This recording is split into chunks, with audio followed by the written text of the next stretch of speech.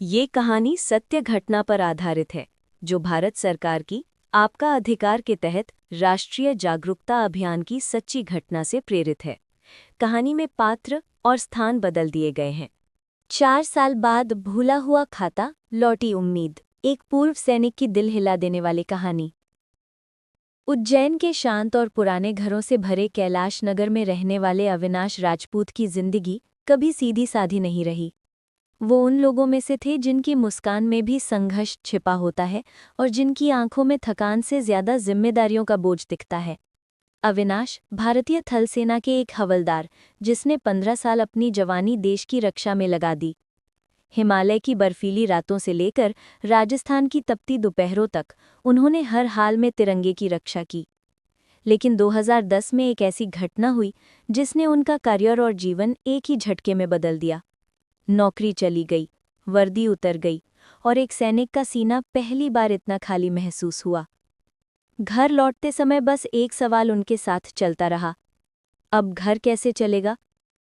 आर्थिक हालात इतने खराब हुए कि महीनों तक गैस का चूल्हा ठंडा पड़ा रहता और अविनाश की पत्नी हितेश्वरी आँच की जगह आंसू से सब पकाती रहीं। बच्चों की फीस, घर का किराया, दवाइयाँ, सब एक पहाड़ बन गया। इसी संघर्ष में अविनाश अपना छोटा सा सूरजपुर ग्रामीण बैंक वाला सैलरी खाता भी भूल गए, जिसमें बस 1800 रुपये पड़ा था।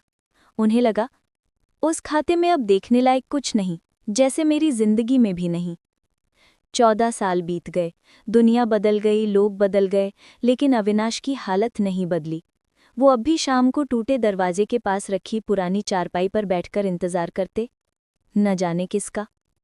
इसी दौरान एक दिन अचानक से एक मोटरसाइकिल उनके घर के सामने आकर रुकी, और सामने से जो उतरते हैं वो हैं बैंक अधिकारी अनिरुद्ध पांड्य।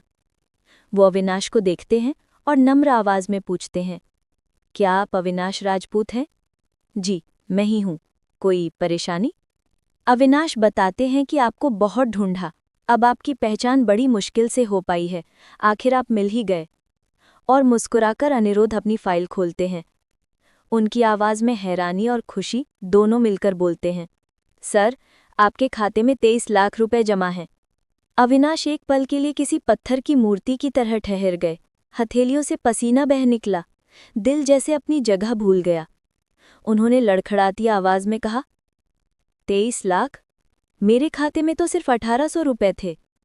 अनिरुद्ध ने बताया कि सेना से जुड़े पेंशन फंड, ब्याज और कुछ सरकारी योजनाओं के पैसे कई साल पहले खाते में जमा हुए थे, लेकिन अविनाश का पुराना मोबाइल नंबर बंद था, खाता निष्क्रिय हो गया था, इसलिए वो 14 साल तक ये बात नहीं जान पाए। उस पल अविनाश की आंखों में जो चमक आई वो किसी नए जीवन की लौ थी। अगले दिन बैंक में जैसे जिंदगी ने अचानक गले लगा लिया हो। अगली सुबह अविनाश अपनी पत्नी हितेश्वरी का हाथ कसकर पकड़ते हुए बैंक पहुंचे। जब पासबुक अपडेट हुई, स्क्रीन पर जो अंक उभरा उसे देखते ही हितेश्वरी की आंखों से आंसू बहने लगे। 23,08,545। इतना पैसा, इतनी उम्मीद, मानो ईश्वर ने देर से ही सही उनकी मेहनत वापस भेजती हो। अविनाश पासबुक को दोनों हाथों से ऐसे पकड़ रहे थे जैसे मौजूद न होकर कोई खोया हुआ रिश्ता वापस लौट आया हो। उन्होंने धीमी, टूटी लेकिन बहुत सच्ची आवाज में कहा, ये मेरी पसीने की कमाई थी। ईश्वर ने इसे 14 साल बाद वापस भेजा है। शायद मेरे बच्चों की किस्मत अभी भी लिखी जा रही है। बैंक के कर्मचारी भी उस पल को देखते हुए भावुक हो गए। ये मामला आरबीआई के निष्क्रिय खातों के विशेष समाधान कैंप का सबसे मानवीय और प्रेरक मामला बन गया। कहानी का संदेश।